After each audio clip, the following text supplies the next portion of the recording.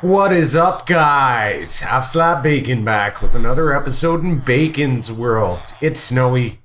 It's beautiful. It's nice. I like it. So I had a question. Did any of you ever wonder why I left this villager breeder here? You know, after we did the iron farm so long ago. Oh, it's clearing up. Thank God. That's much easier on the recording. Haha. Yeah. Any of you curious as to why? And I'm sure maybe a few of you astute people noticed that I started separating out my villagers. And maybe if you were really astute, you also noticed that this guy's an idiot. No, that I broke the doors and turned the village breeder off. Why do you think that is? Well, that's what we're covering today's episode, guys. Those guys were built up spare for projects down here and left there. And actually, I separated and organized them when just before we made the switch, when we were planning our things, the infinity bows, before we made the switch and you couldn't get them anymore. So why did we do that? Well, yeah, that's why. Yep, that's why. So what do we got here? Well, guys, what do we got here? We need to get going on our carrot, potato, and wheat farms. And a lot of you guys have asked me in comments over the time being to do this. So I'm going to kind of go through like what you should go through when you're designing your own. You could copy mine exactly, but it's kind of custom tailored to this area. But I'll show you the mechanics and I'll show you the guys that have worked on it.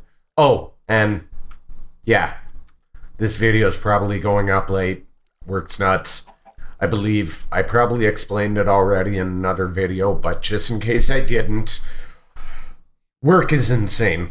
I'm basically on call 24 hours a day, 7 days a week for the next like month and a half to 2 months. And I'm not the only person in this situation. Yeah, I can't say much other than it's kind of demanded by the municipal government in the area. And the person I'm contracting with doesn't get a say in the matter, so neither do I. So yeah, expect things to be a little hectic with my upload schedule.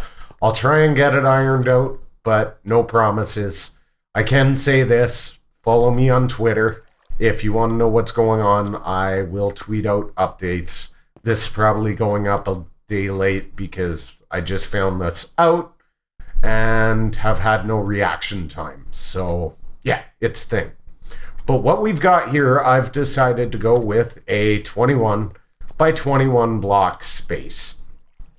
Because this is single player. A 21 by 21 block space is, quite frankly, way more than I'm going to need. And we're only doing one layer of each. And yeah, it's still going to produce way more carrot, potato, and wheat than I'm ever going to need. The actual dimension, square dimension of the farm itself is going to be 17 by 17.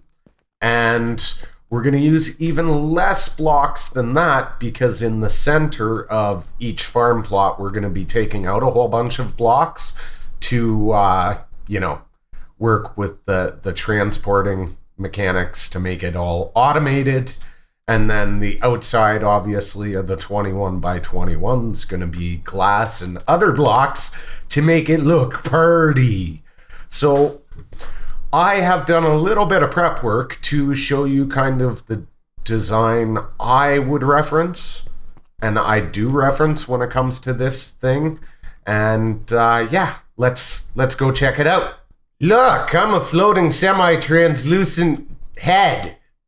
All right, guys, so some of you might recognize this world download. And if you don't, guys, you should get it. This is Unarybit's carrot and potato farm. Now, once this was designed, when it was designed, it quickly became the gold standard for automated carrot and potato farms. And for the most part, since this came out, every automated design you've seen for carrot and potato and even wheat takes some cues, some inspiration from this. The Hermitcraft designs, they all kind of come from this. So any of you that have been playing long enough would know that in 1.8 there were some pretty substantial changes to villager AI, particularly in relation to feeding of each other, feeding requirements for breeding, etc. So Mr. Unarybit kind of studied this up, and when I say studied it up, he went very specific. Over here you can see his tests, and I'm not going to go into full detail. You can see the signs down there, and I recommend, guys, you download this world. The link's in my description for his video. Check out the video, and the world download is in the description for his video. This is a very good one to have in your toolbox for whenever you're thinking about designing any kind of farming with villager automation. What you see in front of us here is his notes, his testing on the maximum radius, the maximum footprint that a villager can scan in relation to crops and in relation to other villagers. And then he covers lighting of the maximum area, etc. So I'm not going to go into all that, but this design we see back here is based on that maximum size. So it's as big as you can get one villager to actually go and get all the crops. And then from there, you can see the redstone over here, which we're not going to focus on either because it's unnecessarily complicated. Now, it takes cues from some farms pre 1.8. So I understand why he chose this method in this design at the time. But you've got our crop plot here, and what you can see here is this villager is trying to feed this guy up here, okay? So he can see the whole farm, he harvests the whole farm, and then this villager up here is hungry, has no food, so he's coming over here, and he's trying to feed him. And, he throws the food up, and it ends up in the water stream, which goes down to our collection area, and so on and so forth. So that's the key inspiration. Are any of these guys, we're at the top floor, are any of them going to move? Well, okay, none of them are going to move. But for those of you that haven't seen this before, you can see he's standing in a tripwire. So when he moves, the tripwire is going to trigger the piston and move that block, which is actually going to uproot the carrot or potato or whatever it is. So essentially, that block is always empty, which leads the villager to constantly come back here to try and plant. And then once he's there, his AI kicks in and he tries to feed the other villager. Now, in 1.9, there were some more changes to villager AI, leading to this farm having some problems. So we're going to go check out a more current version of this, where I can show you the changes that were necessary to make it fully functional in 1.9 and forward. All right, guys, so now we are in Nathan Ryan's 1.9 updated version of Unarybit's farm. You may have noticed that Unarybit in his video in the description now mentions and refers to this himself. And that's because, quite frankly, the tutorial that Nathan Ryan did on how to convert Unarybit's design, in case you had an existing one, was great. And, he improved the mechanics in addition to making the necessary changes. Now, one of the things to point out here is, you notice we've now got a 2.5 high ceiling instead of a 3. This is important. That will prevent Enderman from teleporting into your crop areas, right? So that was one of the changes he made. Next, you'll notice all that funky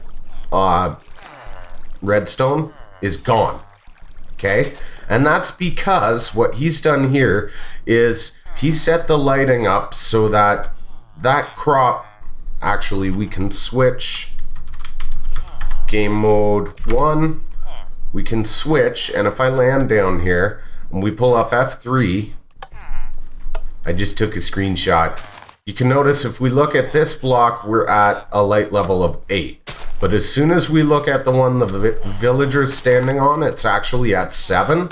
So crops will not stay planted on a light level of 7. So it's planted right now, but you can see as soon as I hit the pressure plate, it forces a block update and it pops off. So instead of having all the funky pistons and the tripwire, we can just use light and a piston to force the update, and bang. That still always stays empty, which means this villager is always going to run back to try and plant there. And then the next couple changes he made is he raised this up, and the main reason he did it is so above the villager on the next floor. Let's go back into 3. In Unarybit's design, you would have that water stream, as you can see, would be right above this guy's head. So what happened with the 1.9 changes is the villager was actually able to get food from that water stream above his head. And that was causing problems because once he had food, then Buddy over there wouldn't try and feed him anymore.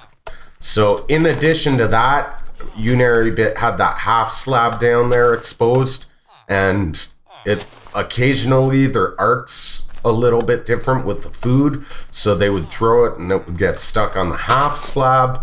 So really all Nathan Ryan did was fine-tune an already amazing design. Now we're going to take that and we're going to fine-tune it for our needs a little bit more. Okay guys, so now, we're now in my test world where I have just kind of laid out exactly how I want this to be in my world. And yes, you heard a minecart. Well, that is because in Unarybit's design, you can put a layer of wheat if you want, but what happens is when the villager tries to feed this guy, he's gonna craft the wheat into bread, right? And then he's going to go over and throw bread. So you end up having a bread farm instead of a wheat farm. Now there is a way around this, guys. There is a way around this. Instead of having a villager throw food to another villager, on our bottom layer where we plant our wheat, we can have no villager there for him to throw to at all. Okay, so we just eliminate that guy completely in that case. What the heck just did I? Here, take a proper block. Go away now. And then what we have to do is we have to get a farmer down. We have to completely drain any crops he has in his system. So I'm going to have to follow him around while he plants and harvest it back up and steal all this stuff until he runs out of stuff to plant. And then fill his inventory with nothing but seeds. Plant the whole thing with wheat. And then he's good to go. Then we can release him. Because what's going to happen then is he's going to harvest. When he harvests, he's going to pick up a seed, which is going to fill his inventory back up, right? Plant one, pick one up, plant one, pick. So he'll always be full of seeds, which means the weed will get left on the ground. So then we can turn around, we can put a minecart track underneath. Now, this one's a block, obviously too high, because, you know, the dirt has to be, like, at this level for the hopper to actually pull from it. I just did this more to figure out the layout, so I left it the 2 blocks up. Yeah, we'll go into more detail in that as I'm actually building it. But all this is I just wanted to mock up one floor so I could figure out where I was laying out my lights, what pattern on this 17 by 17 space, where I was putting my hydration, etc. So we can go in and we can get our desired layout. As you can see, in my case, actually, we've got a block light of 7 here and 6 there. But it's still below 7, so as you can see, boom, boom, boom, right? And all the other ones are 8 or higher. You can't see them unless we're standing on this block, but if we scoot over, you can see it's an 8. So now that I've got this layout, we can go rock and roll it. Alright guys, so what I've done here is I have laid out all my minecart track, and it's important it goes this direction because we need to power the rails, but we can't have any power touching these hoppers. So since the hoppers are going this way, if we had the rails going in the same direction, it would be an easier run, yes, but we would run into overlapping over the hoppers and powering issues. Because we can't have a power a block above because that's where our dirt is going. Also, the reason we have this big long run of hoppers here is because you'll notice up front I've got this side overlapping them, and in back I've got that side overlapping them.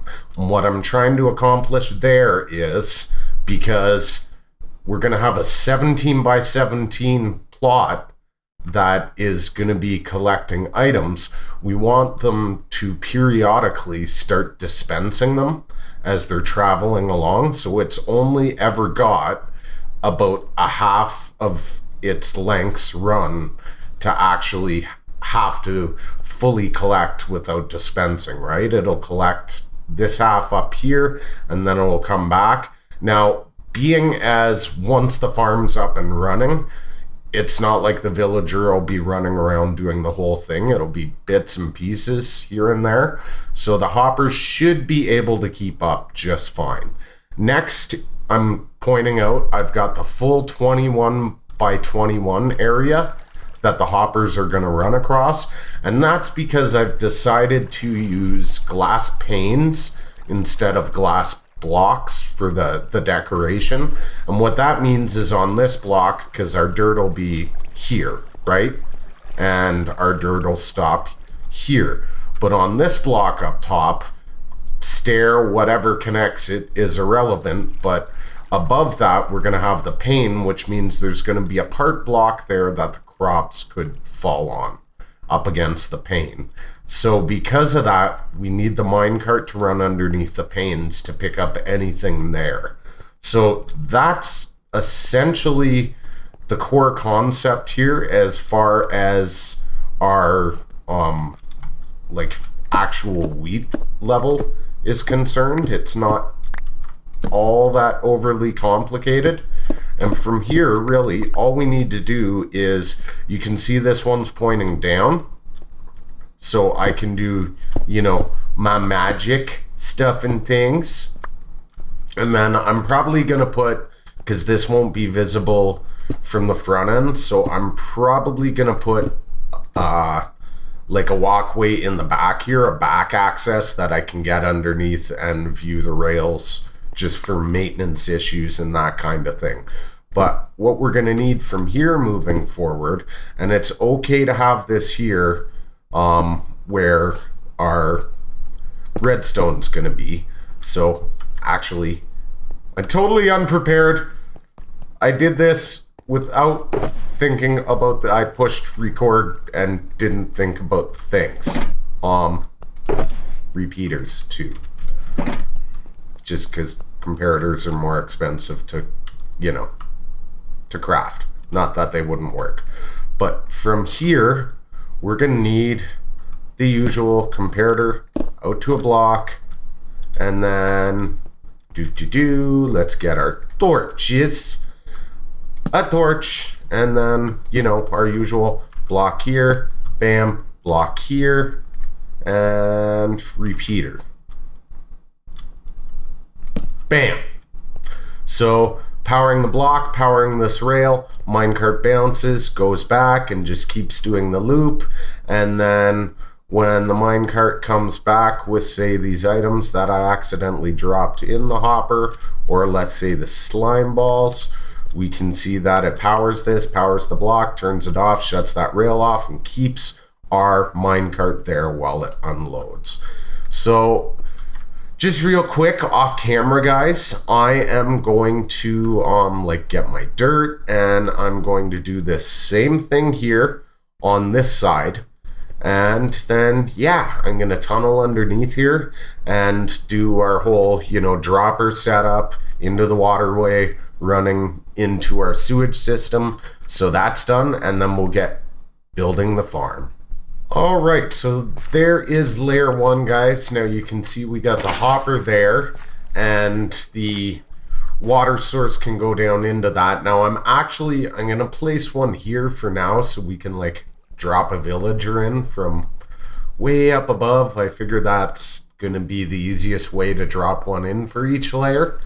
So what I'll do is I'll put the source here to drop the villager down, and then I'll build up the second layer, and I'm actually going to raise this up to the second layer. So when we look through the floor on this one, because it's not going to have a villager, and we don't want the villager to be able to interact with this, but we want the stuff from the other 2 layers to drop through, I'll have the water stream drop all the way down, and then we're gonna put glass blocks here or something like that, just to decorate it. You know what I'm saying? You know what I mean? But I figure now we're pretty much we can see, and you can see where that glass is. Yes, there's one spot the minecart doesn't cover there, but we're gonna have glass surrounding the water stream, so that's not gonna be an issue. Dang it, Bobby! There we go. First one done. Okay, now we should be good to go with those. Boom, bam, is the thing. We can pretty much close that in so I don't have to access that anymore. And yeah, I want to get this layer in, because this is going to be the time consuming one. Remember when I said I have to drain the guy's inventory? Oh, crap! I didn't think about something. Haha! Of course not, because I'm an idiot! We have to hydrate this land. Alright, so we're putting the water blocks on the inside, and you would think that by making that change, because when you saw the farm in my test world, that we'd actually be losing some crop spaces, but actually the way it's working out is we're gaining some. Because when I said 21 by 21, that included the water block on the outside, so right there, and then the glass and stuff should be around here. So what I've actually got is a 19 by 19, but I'm okay with that, because by putting the water inside, we would have lost a couple spots anyways. It has to be in that spot to get the hydration right across, right? Because you can only have 1, 2, 3, 4 out, and then 1, 2, 3, 4. So that's why I chose 17 by 17, because this area is as far out as we can go from the corner water blocks. So what we ended up doing is we're running dirt in the dead space, basically. So we're not quite getting a 19 by 19, but, we're close. Closer, anyways. So now what I'm doing is I'm just, I'm placing my blocks, and you can see I'm actually leaving a hole for the water streams to run down.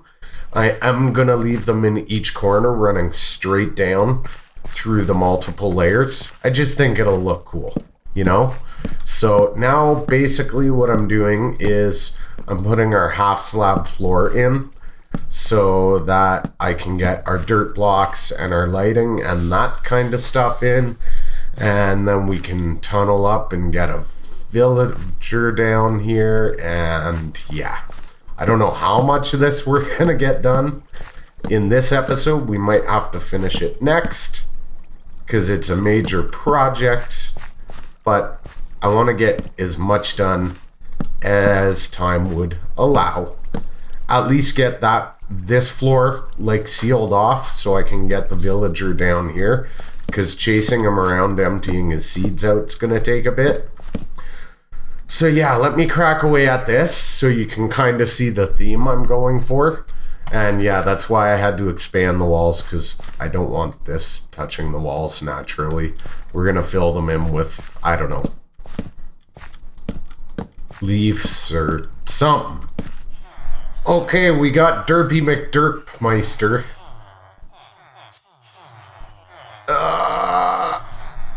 Are you a farmer? Well, you're a brown coat. Doesn't matter. Oh, you are a farmer. I don't even care what your trades are at, dude. I don't care. We'll build a super breed-o-matic later. I just want you in my hole. The only hard part's gonna be, oh yeah, getting them over to that torch tower. I guess I'm gonna have to pillar across, guys. Stupid boat. There we go. Okay, you. In you go.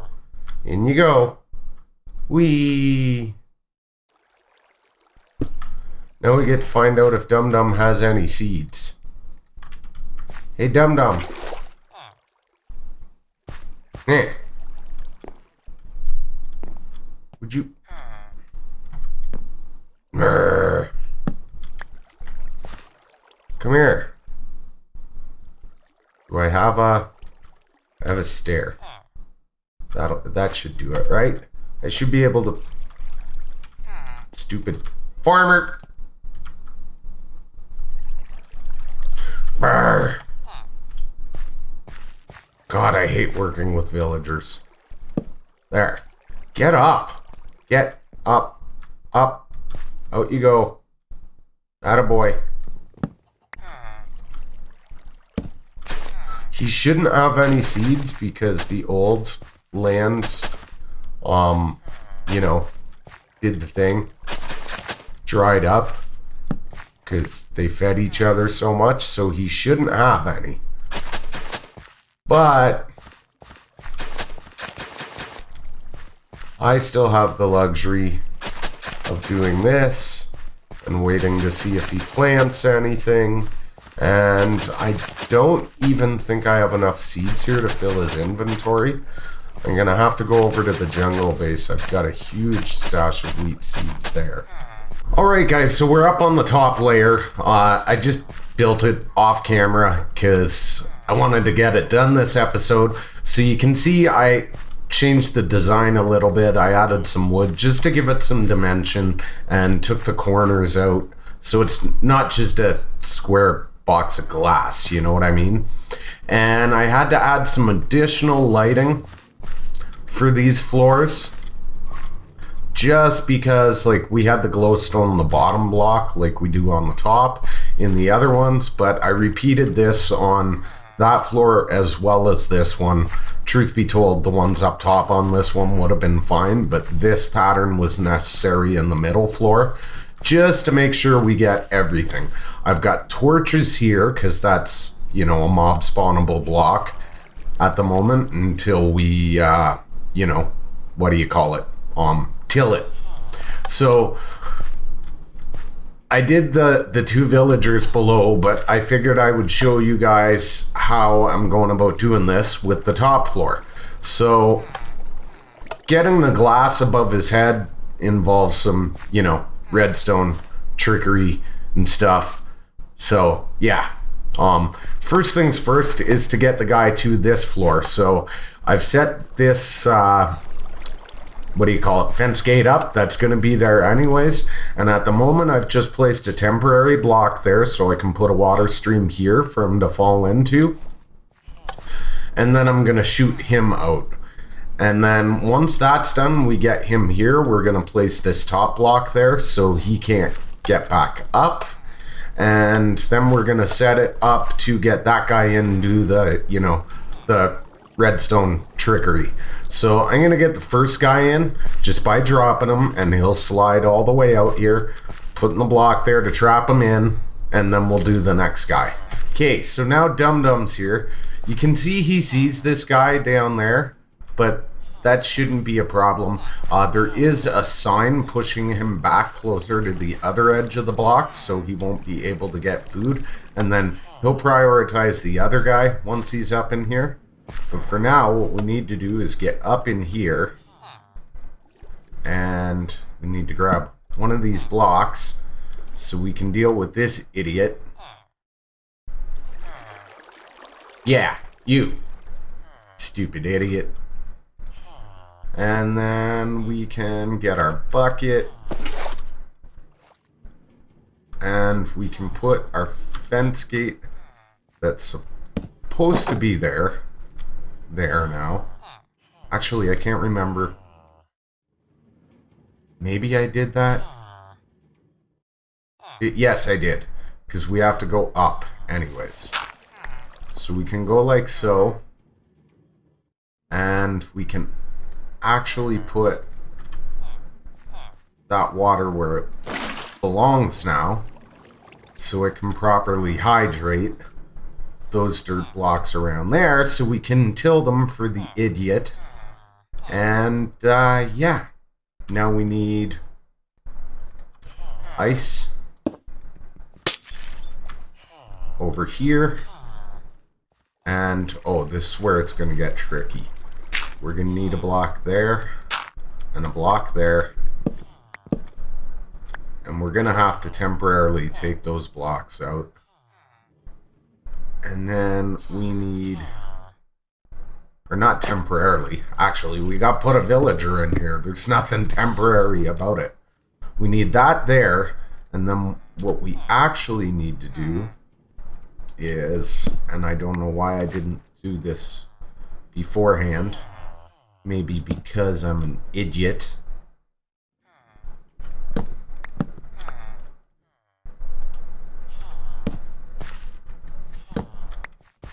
We gotta get his solid space sectioned off, because we're gonna want to squeeze him in here, right?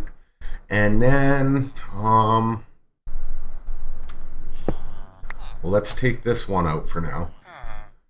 Now the real trick is we need to, where's our signs? We need to get our sign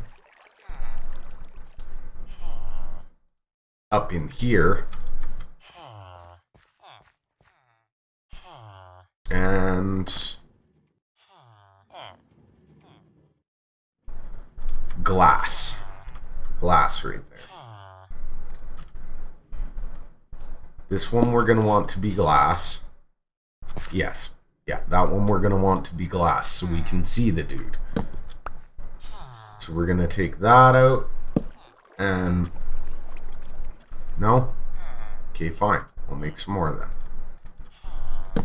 Make those some solid blocks. So we're going to push him in here, and then we're going to want to push glass above his head just so we can see him. So what I think we're going to do,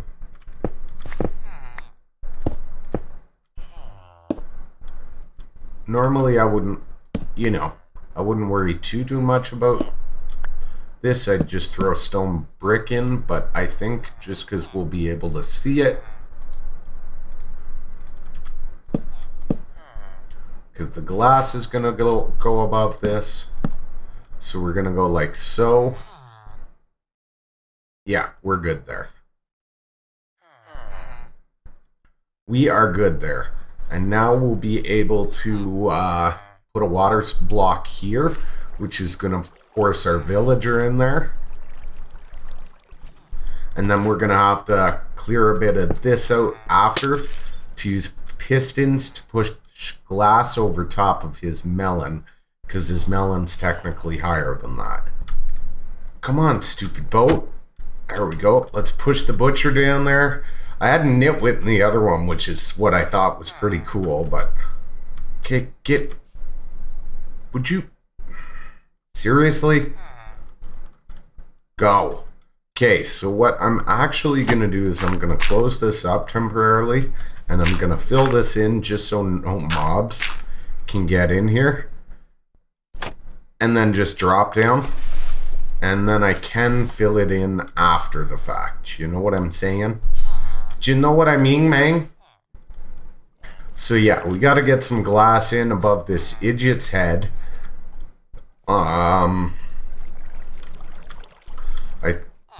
Nope, don't fall in. Do I have? Daha!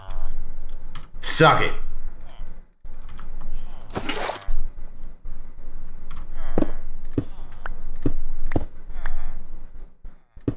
Now I kind of doubled up the wood up here. One, so I could get away with doing stuff like this. And two, because, you know, just makes it look more complete. So we're going to want to go like that. We're going to want to put a block there.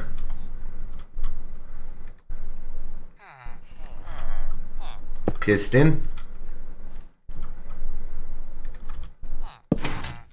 Torch.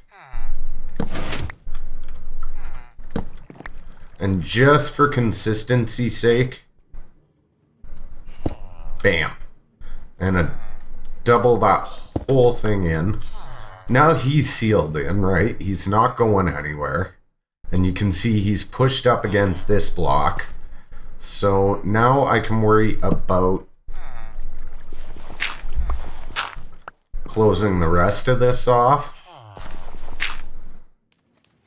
Whoops, there goes the stuff and things.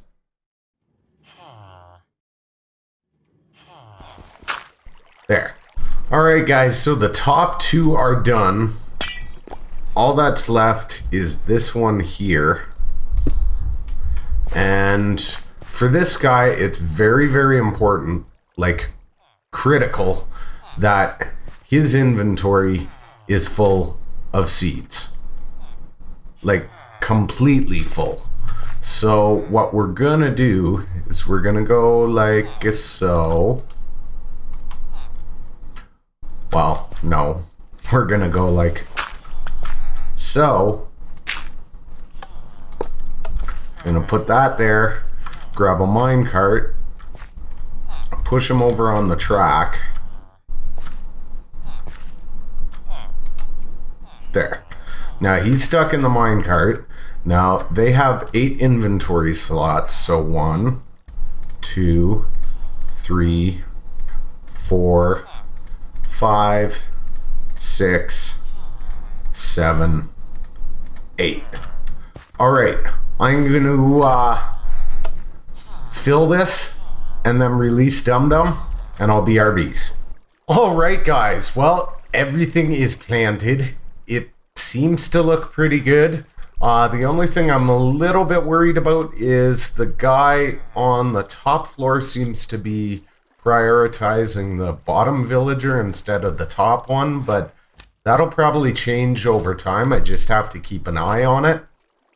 Also, yeah, once I tilled the dirt on that middle row, the guy underneath was able to pick it up, so I had to do some piston magic and push a trapdoor in to block it.